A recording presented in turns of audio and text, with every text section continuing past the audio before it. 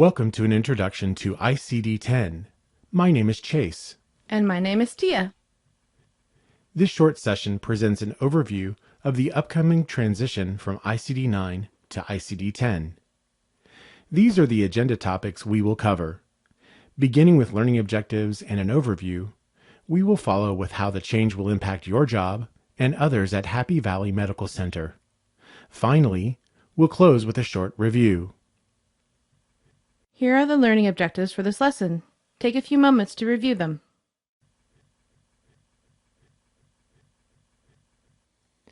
Let's start with an overview of ICD-10. ICD-10 is the 10th update to the International Statistical Classification of Diseases and Related Health Problems. ICD-10 is published and maintained by the World Health Organization. Beginning in October 2015, the Centers for Medicare and Medicaid Services, known as CMS, will require providers to submit all claims using ICD-10 codes.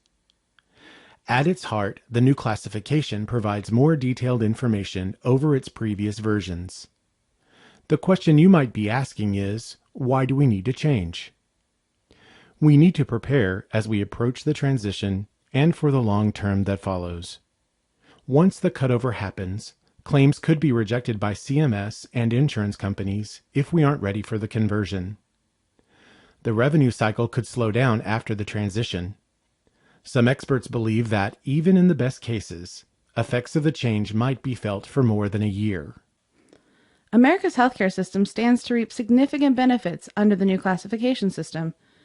The additional coding detail is expected to prevent duplication in procedures and testing while giving researchers better data. The United States is behind the rest of the world. Most other countries already use a version of ICD-10, and ICD-11 is already in development. Exactly where do the new coding details come from?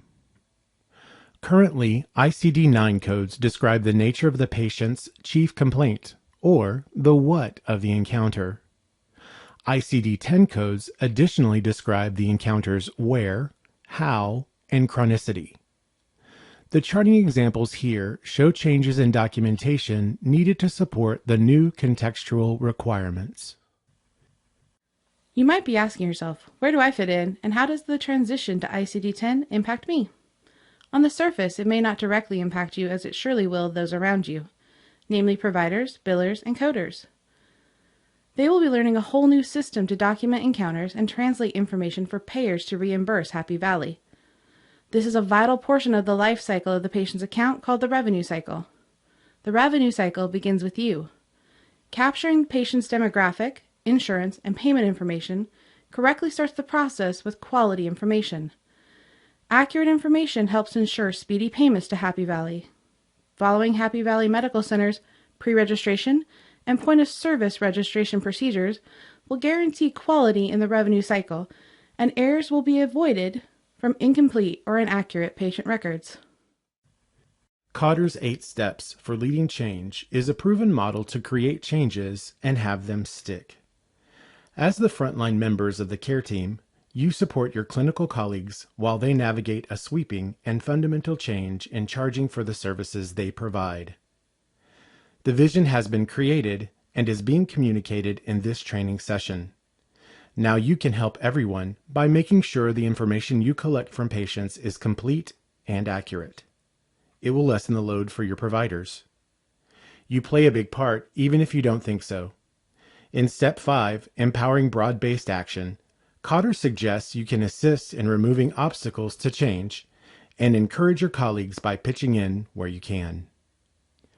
Approaching and following the transition, the change may disrupt office workflows. These may sometimes result in delays for patients. As the first customer point of contact, you can help reassure patients that the delays are only temporary. In review, it's time to think about and anticipate impacts to your department and workflows. Include a few minutes in each of your staff meetings to discuss your plans as we progress towards the October 2015 transition. We appreciate you taking a few minutes to watch this presentation on the Introduction to ICD-10, and hope it will be helpful as you consider the upcoming transition. We want to hear your feedback. Send an email to training@hvmc.org or go to the Training Center to leave your comments or questions about this lesson. Thanks for joining us.